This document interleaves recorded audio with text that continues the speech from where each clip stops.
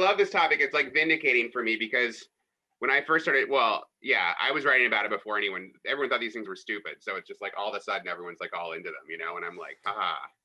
Do you want to consider us recording, and that can be the first comment right there? Sure. Yeah, sure. So I was trying to get a virtual background of a Beeple piece, one of those pieces that is Mm-hmm. being sold at I think Christie's right now. Mm-hmm. Um, so um, yeah, like, am I wrong that NFTs have essentially been around a long time? Like, this isn't necessarily new, it's just that it's taken off. That's what's new. Yeah, yeah. I mean, some people date it back to rare Pepes. I don't understand them super well. Most people date it to CryptoPunks, which is 2017, and that was before Ethereum had a standard for these things, the ERC 721. So, yeah, they've been going for a long time. Um, and basically, I'm already getting us into like the explaining what this is, but am I wrong in assuming that basically this is sort of like the promise of Ethereum sort of fulfilled? Like, Ethereum was not just money, but money and contracts, and beyond that, like almost a programmable like software layer that's underpinned by the blockchain. Yeah, I don't know that Vitalik definitely had finance in mind when he wrote the Ethereum white paper. Hmm. I'm not sure if he was thinking about things like, collectibles. I can't remember that being in the white paper. I haven't looked at it for a while though, but the point of it was it's the world computer. It can do things Vitalik didn't think of. So, yeah, I Right. think it does. I think it does fit that. Yeah. Okay, so in one of our clubhouse experiments this week or last week, we were, of course, what are the two things that people talk about in Clubhouse? They talk about Clubhouse and they talk about NFTs. Mm-hmm. And so way that I brought it up was like, if you're a liberal arts major worth your salt, then you probably read Walter Benjamin's The Work of Art in the Age of Mechanical Reproduction. Um, and like he uses in that piece literally the Mona Lisa, which a lot of people have been using to explain what's going on here with it, especially the NFT art. In fact, actually, one of the quotes from one of the people that bought Beeple's piece recently, the one that set the records, he says, and the quote is, "You can go to the Louvre and take a picture of the Mona Lisa, and you can have it there, but it doesn't have any value because it doesn't have the provenance or the history of the work." And so, on a very basic level, Walter Benjamin said that in the age of mechanical reproduction, um, does that devalue or make more value the actual thing itself? Right? You can have the Mona Lisa on a placemat in a pizzeria, but there's still only one. And so, taking this even further, in a digital world where there's zero marginal cost for creating another digital copy of a thing, this is actually providing provenance to digital goods, basically. Yeah, I think it makes it more valuable. And an example I like to use better than the Mona Lisa, I never use that example, is I think Ansel Adams' photography is a better Mm. example Hmm. because, he famously took his photos into art galleries and sold prints like they were paintings. And that was weird to people in much the same way because it's just like, well, it's just a print of this thing. You could make 1,000, you could make a Right. million, it wouldn't change anything. But he was like, no, this is a very special photograph and I am going to sell it the same way a painting sells, and the market has decided that Ansel Adams was right and that certain photos can be valued that way. And having the original one that Ansel Adams says is the one is worth to people. And his photos don't sell for what the Mona Lisa would sell for, but they sell for, plenty. Right, but And that goes, also, I mean, like that has been standard practice now for decades, right. especially for photographic art, where like maybe you say this is one of 100 or one of 20 or something like that. Yeah. But even Warhol did that. There's how many of the Maos, and there's how many of the because he was doing screen printing. So again, it is sort of like a mechanical process. So Right. there's multiple copies of all these Warhols, but they're numbered, and you specifically know the provenance and things like that. And those are the only official ones, even if there's 30 of them and all 30 are basically identical. And to continue on your point about does it make it more valuable, I think it does, because one of the things which makes artworks valuable is how many people have seen them, how many people know them, right? And so people say like, oh, I can download these GIFs really easily, who cares? It's just like, no, that actually makes them more powerful. If there was some really amazing GIF that became like a mega meme. You know, if Casey Green did his "This Is Fine," you know, the dog in the burning room. That's from this web comic Gun Show in like 2013. If he did an NFT of "This Is Fine" and said this is the like canonical "This Is Fine," people would be very excited about owning that, and it would probably be worth a lot because everyone knows that meme, and you could be like, yeah, this goes back to the guy who made it. You well, know? didn't they already do that with the Nyan Cat? Didn't that sell recently? Right, I think, right? Yeah, Yeah, it's basically the same thing. Yep, totally. Actually, we're going to come back to that, this concept of memeified art and things like that. But the thing that I first started hearing about this was the NBA Top Shot taking off. And so again, if we're starting out here just trying to establish conceptual foundations here, I saw a quote and I couldn't find the piece that I saw it in, but someone's like, you know, if you bought a LeBron James rookie card, it's, you know, a photograph on a piece of cardboard, right? So in a sense, if you buy a video of a LeBron James dunk, that is conceptually and in a lot of ways better than, because the random photo they choose for his rookie card isn't cool. This dunk is cool. It's more representative of what he does. So in a sense, when you look at it through that lens, it's like, oh yeah, some of these other collectibles that we take for granted are kind of dumb. And this is more compelling almost. Yeah, I would really, you know, I'm very not into sports. It's like kind of a joke in the office. Like when Top Shots first came along, my editor was trying to get me to write about it. And I'm just like, oh, sports ball. But like, I really encourage folks to go look, even if you don't care about basketball, go look at the Top Shots page. They've done a really nice job on those things. They're very cool. They have these like effects, there's stats built in, these cubes that spin around. Like, yeah, they're really cool. And like, why? And to your point, it's like they do more than a card does. So why not treat them as valuable? Okay, so that's the conceptual stuff. Like, let's get down to what's happening right now. Do you have a sense of why it's taken off? I feel like now that I've done the research, it was starting to take off in the fall and into the winter. I'm sure in crypto circles, we're way more aware of it than when it finally trickled down to folks like me. But why do we have, was there any sort of tipping point, or was there some new marketplace that made it easier for people to do it? Or like, do you have any sense of why now and why it's catching fire? I think it's three things. I think Top Shots is really powerful. I don't know if it would have happened if Top Shots hadn't happened. You know, I think they did a really great job. It's a company that's really well funded. I think it excited a lot of normal people, and that got the rest of the crypto world interested. I think we're in a bull run, and so people have made a lot of money, and some of it feels almost like free money to them. So they're playing around, they're enjoying things, they're buying stuff that they just like. But I think the other really important facet here goes back to our last conversation, which is decentralized finance. And one of the last big stories I did during the DeFi boom of the summer was about the marriage of NFTs and DeFi. And that was before their big mainstream hit. But even then we were seeing like CryptoPunks, for example, become extremely valuable. Like they were out of many people's reach. They weren't having these giant sales like we're seeing now, but they still were like quite pricey. And like this company, Arc Gallery had come along and was allowing like fractionalized ownership of CryptoPunks. So groups could come together and like buy a CryptoPunk, and then like 100 people would own a piece of it, which like people liked.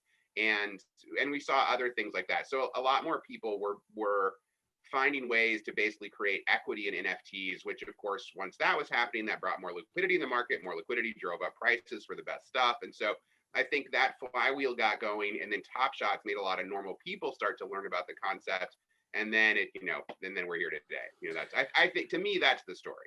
But I think it started with DeFi. And it's not, so right now it's collectibles and art that is getting the sort of mainstream attention, but it's NFTs. You can use them in games. What everyone thought would be the big thing. Everyone thought games would be what would make them take off. Yeah. Are there other use cases that are obvious, or people are starting to play with beyond? So we've got art, games, collectibles. Well, actually, you know what? Let's save that, because that's another thing. And we're going to talk about at the end my making an NFT out of a podcast episode. But in doing that, like, you know, I did it on Rarible. And so I encourage people to go to Rarible and check out some of the art that's on there. That's why I wanted to have it in the background so that you could get a sense. what are your thoughts in terms of the quality of the art that's on there? I mean, there's obviously people like Beeple that have had sort of mainstream art recognition beforehand, but it is, and I'm not saying this in any pejorative way, because I kind of love the fact that it is memeified stuff. That it is, I can't remember the Coin Talk podcast. You know, they were talking about like a Final Fantasy character in a Lamborghini or something. Like it's stuff like that where it's like it's really sort of memey, sort of game culture-y stuff. Um, it's almost turning memes into art. I'm just curious about what from what you've been observing, what people think of the actual quality and creativity of especially the art that's being sold and bid up right now. I mean, I can only give my opinion. I'm a little bit of an art collector. I mean, not fancy, but like I buy drawings from people. I've done it for years. My apartment has, drawings all over. I think I have, a decent opinion on these things. And I think there's some really cool stuff getting made. In fact, one thing I'm really pleased about I just was a recent discovery of mine actually was I did this really silly NFT story in 2018 called like Unbelievable Tokens, 7 NFTs that you can't believe. And that had some very weird NFT projects on there that like one of just NFTs of weird sounds, sort of procedurally generated music and stuff like that. But one of them, I went to Super Rare, I think it was, its early days. It's one of the marketplaces, and I just found one NFT of like an artwork, and it was sort of it was sort of a joke about Twitter. It was sort of this physical joke about Twitter. It was this like this body, kind of a weird, but you could tell it was human, and it had like a Twitter bird bouncing around inside the head as the GIF. And I don't know. I mean, it wasn't super deep, but I thought it was a good work. I mean, it expressed something about the internet and about crypto, Twitter, and all that kind of stuff in a really simple way. And so I included that as just like one work of art. I didn't really think a lot about it, but I went back and looked at it, and I realized that artist is this I think a woman named Hackatow. She goes by Hackatow online, and she's become one of the big NFT people. And I was really pleased to see that, like, I spotted a work that stood out for me when somebody was, not that big of a deal, but they are now kind of one of the more prominent NFT creators. And I think she continues to do things which speak to the crypto community, and people want her stuff because of that. So yeah, I think it's good. I mean, art is meant to help us emotionally interpret our circumstances. So obviously, an art that's native to the internet will help people emotionally interpret the internet, right? So that it makes sense that it's memey. It's still meaningful. It's still iconic. Um, Again, if people are interested in exploring this, who are the big sort of marketplaces right now? I said I'm on Rarible. You said Super Rarible. Like, if people want to check out what's out there aside from Top Shot? Where should they go to look for this sort of stuff? OpenSea is kind of the OG. They sort of were the first in to be like a marketplace. Rarible, going back to your question, but also why this is big, Rarible became big last summer because they released a governance token, which you got if you ever used them. So that was a part of the whole story of Rarible's rise. There's I think, I'm kind of forgetting the name. Was it Zora that Neon Cat was sold on? I guess I would just suggest folks like Google like where was Neon Cat NFT sold. I want to say it was Zora, but they'll probably yell at me. That's probably wrong. Zora is an NFT platform, but that one is a really nicely curated one, and so that one's a really good one to look at if you're looking for like the really like a more curated selection of things. Yeah. When we were DMing about this before we got on the air, you were talking about something about the relationship between the blockchain document and the content that it points to being something that's really important. What does that mean? So, like, I think folks think because most NFTs right now are, some kind of digital work, usually an image, sometime a GIF, sometime a video, sometime a song. I think they assume that the object, the content, lives on the blockchain, but that isn't actually true. What the NFT is a non-fungible item that sort of serves as a deed for that thing. And there's a field in the NFT standard called the token URI field that just points to the file somewhere out on the normal internet. Well, it doesn't actually have to be the normal internet anymore, but I actually did a story about this where I just suggested people be cautious, because if they want to be able to show that they have a canonical work, it could be dicey if it's on a traditional web address, because the traditional web points to locations online, and those locations can go away, as we know. Fortunately, now with blockchain technology, with products like the interplanetary file system, which is also related to the whole Filecoin project, and also Arweave, now we can do content addressing. So the file can just have a hash of itself. So even if there were a million copies, it would know that it was authentically, it was hashed to the file that's logged in the token URI. So it's good. One of the things I was sort of recommending in that story is if you're going to buy an expensive NFT, if you care about it over time, yeah, it's worth looking to. It's better if it's content addressed, if it's on like Arweave or IPFS, than if it's on some random website that the creator could just take down. Because even if you still have the file, you don't have kind of the same provenance claim. Then if the only authentication you have is pointing to a web address that's gone now. Right. If I'm spending $500,000 on a GIF, I'm going to make sure that well, not only it sort of gets to that question of, oh, if I have a GIF, what do I put a video screen on my wall and that's how I display it? But no, it would be more important to be like, well, this is where it lives. Mm-hmm. This is where the actual version of it lives, as opposed to like you're saying, it could just completely disappear. Yeah. So are there other what are the companies in the space? Are there other big companies in the space beyond the marketplaces? Yeah, there's starting to be, so like there's this NifTX and NiftX, like with an E, like one has an E, one doesn't have an E. And both of those are doing fractionalized ownership, which is, interesting. There's some projects that are working on bringing, I think Zora is doing this, bringing like Uniswap-like functionality, so decentralized exchange-like functionality into the marketplace. So that's pretty cool. And the one that I think, so there's this question of like, why do these things actually have value? Is it real? Is it all going to go away? I think one that just had funding, I think last week, which says to me that like there is a segment of the market that thinks that this value is real and is worth banking on, is Niftify. And so Niftify is a lending company that will appraise your NFT and then make a loan against it with the NFT as collateral. Which to me, when folks are willing to start making loans against a piece of property, it's all digital, that's like real value. Yeah, and it's hard to argue that something isn't real. Well, I mean, I guess that gets into the conceptual thing again. Like, it's real if someone's willing to pay for it, but then what is money, and yeah, sure, take a hit off the bong.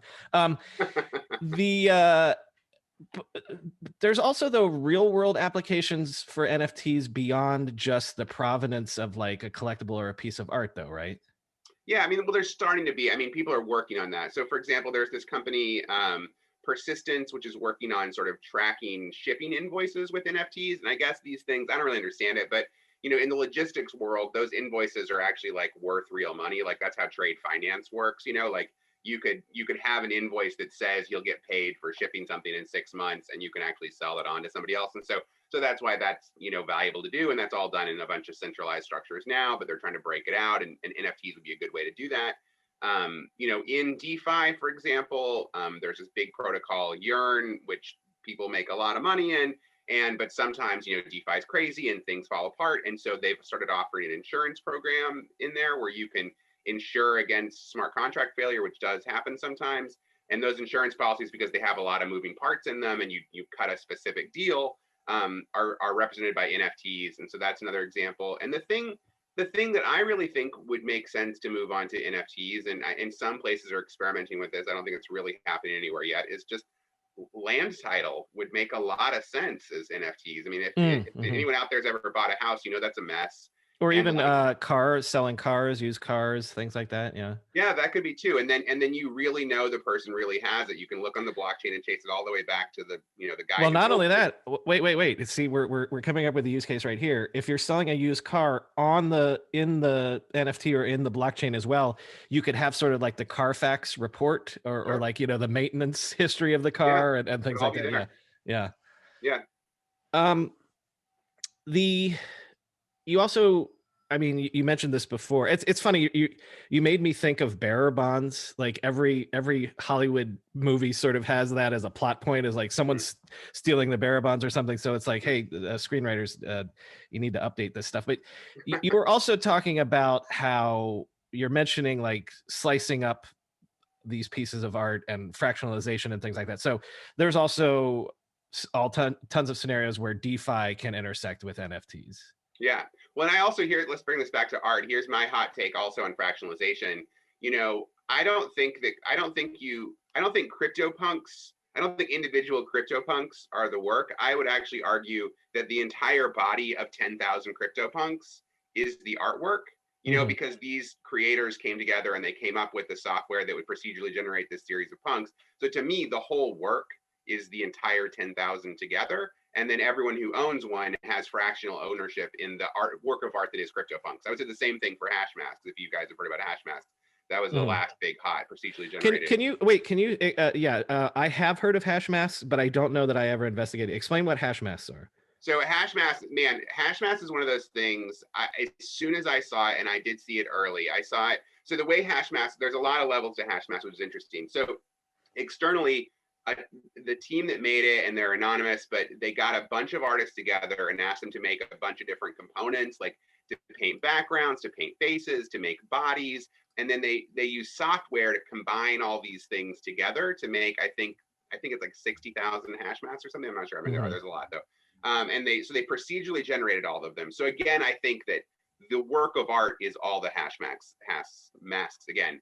So then they did this sale where all anyone could buy was basically a token that said you will get one of the hash masks when they're released, but you didn't know which one.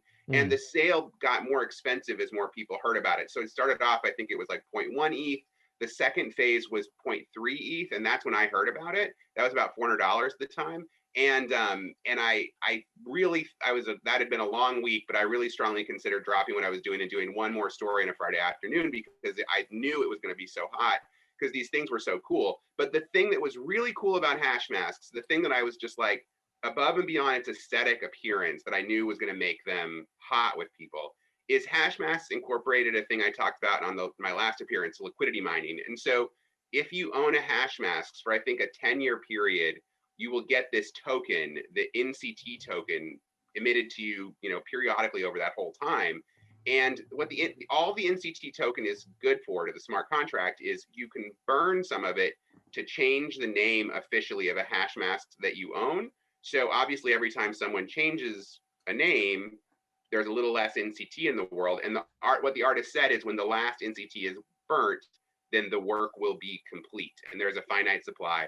And I was just like, well, that is a very cool application of blockchain technology. And that's an invitation to owners to participate. That's going to get people excited. They're also going to speculate on the NCT. So as soon as I saw that, I was just like, this is going to be the next crazy project. And I was right, but I didn't do the story. Oh, well. Well, let's talk real quick before we wrap up about, so yesterday I minted a podcast episode I did. Yeah. That again, until proven otherwise, I think is the first time that someone's done that for podcasts. People have been doing albums and songs and stuff, which is neither here nor there. But so first of all, what it did is it got me to actually set up a wallet for the first time. So now I've got the wallet in my Brave browser. I've got it on my phone. It was very. I was surprised how easy it was to then. Because I have some Ethereum on Coinbase, but I didn't want to. I figured it would be way too complicated to try to figure out how to get it out of there. So I just did a debit card thing. That was super, super easy. I was surprised at how easy that was. But then so then every time you do a thing, like you set up the thing, there was like 3 steps. And every time you do a step, like first you set it up, then you mint it, then you like. It took at least 2 tries every time, because then it has to I'm assuming it's writing it to the ledger or something. So number one, it wasn't foolproof on those steps. And thus far, the people that have been bidding have been all reaching out to me, and they're like having similar problems. Like, yeah, the first time I tried to put a bid in, it didn't work, and I don't know why. But then also I'm out this number of dollars in gas fees. So And awful. It's terrible. that's the other thing is that Terrible. like it maybe all in it was $60 in gas fees that I paid to create this thing. Now again, that's because one of the times it failed and I lost, $15 in ETH that I don't know why.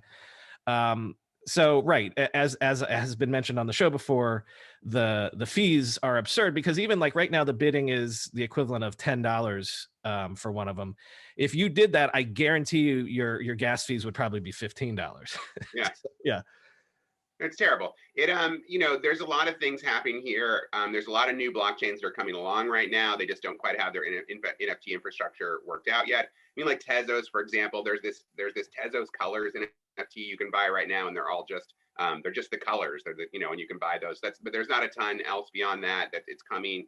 There's some on Polkadot, there's some on some others. There's this one project, Unifty, which is a nice little startup, and they are good at helping you do it on the XDAI chain, which is a side chain of Ethereum, and everything's just cheaper there. And then you can bring it off the XDAI chain if you want, and that will cost you a bunch of gas. But you also could just leave it on XDAI for a long time until Ethereum chills out again. So, but yeah, gas is a nightmare. It's making things very not fun, and that's why Dapper Labs was smart to build the Flow blockchain. That's not what Top Shots are running on, and so people aren't facing those kinds of fees when they buy Top Shots because it's not on Ethereum.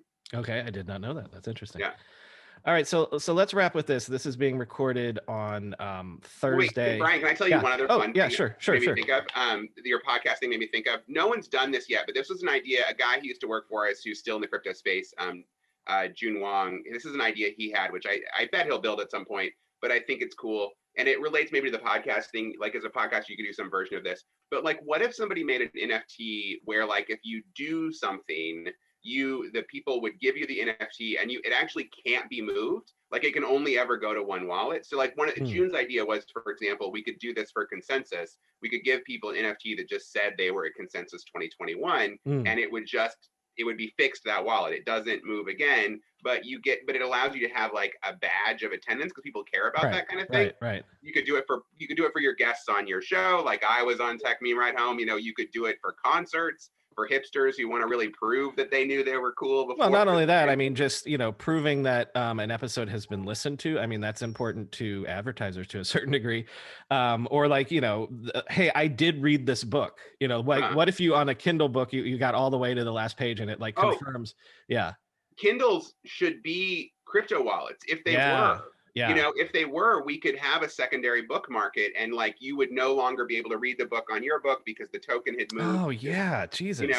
This was an idea I had a million years ago. Like, yeah, Kindles, electronic readers, they should be crypto wallets. It would be amazing. God, I never thought about that in terms of even like IP protection and things like that. But that's what we're talking about. We're talking about ownership of digital goods and things like that. Okay, so this is Thursday. So this morning, the news came out about Square buying Tidal, which is neither here nor there in terms of a larger story. But everyone's assuming that can you hear my dog in the background? Everyone's assuming that this is some sort of play, maybe not about NFTs, but something crypto related, because it's all about Twitter has been doing all the stuff for getting creators paid, and Square itself has been big in like doing crypto trading and things like that. So first of all, what's your take on if this makes sense? If like, can you see this? Right, you're saying no. All right, go ahead. I'm going to stop. So I don't think it makes sense. I don't think that they're going to do NFTs. Everyone can tell me I'm wrong when you say I'm wrong, but it's not that Jack and Square has been into crypto. Jack and Square has been into Bitcoin, and Bitcoin is no good for NFTs. It is 0% useful for that. Right. And Jack has seen. Yeah, that's true. I even mentioned that on the show today that he and Jay-Z made that $25 million Bitcoin fund to expand Bitcoin. But it's not like Jack has been an evangelist for Ethereum all this time, at least that I'm aware of. Yeah, he's very clearly Bitcoin. He's Bitcoin. I think this is, I think Jack's a cool guy. I've liked watching his career. I think Twitter and Square are really interesting companies, but I just think there's a certain point in a rich guy's life where he wants to be a publisher, he wants to be a part of the conversation. And Jack decided to skip, buying a newspaper, which was what most rich guys do, Yeah, and he bought a music distributor because that's what he cares about. And because there are a million songs out there about Cash App, and he loves that. Well, So, okay, that's something that I didn't even touch on is, and because I mentioned it on the show before, the way that they're going to be teaching in school for years, the way that they made Cash App take off. I mean, it was literally reaching out to hip hop artists and influencers and things like that, and literally doing money drops in the sense of we're giving away $100,000 right now. Like, so I can see that angle too, where it's like, well, maybe this is just sort of lead generation and like customer acquisition, just getting closer to the source, which is like celebrities and culture and music and stuff. I mean, I don't, that's a really expensive way to do it, I would think, but I could see that angle a little bit. Yeah. I think Tidal's doomed. I think it helps. Yeah. I think it helps Square and Cash a lot to have Jay-Z on the board. So yeah. Yeah, I could be sure. wrong. Okay, so I ended the show with this today, which you wouldn't have had a chance to listen to, but my experiences over the last 24 hours, like one thing I didn't know was that, the NFT, I put it up for bid. And so if someone buys it, if I right now accepted the highest bid, I'd get the equivalent of $10, right? So I make money by transferring ownership of this digital good. But I also set in there, and I wasn't aware this was possible, that every time in the future it trades hands, I get 20% of whatever the sale is, right? Oh, nice. In perpetuity. And so it's like this comes down to, I know this is sort of basic stuff in terms of smart contracts and stuff, but okay, so I can imagine that as a song where, if it's we're talking about micropayments here, like the thing that people have always tried to crack, but no one ever has. You could see a scenario where you create a thing where that half of a penny for every stream that people get, that is on some form of a blockchain. And then like you could even program it so that like everyone always says, well, I should, the percentage of what I pay to Spotify should go to the artists that I listen to most. So again, all of that stuff can be on the blockchain, or artists selling these albums. Like, again, like if you pay me $10 for it and then you give it to someone else and they buy it for $10, I still get $2 from it.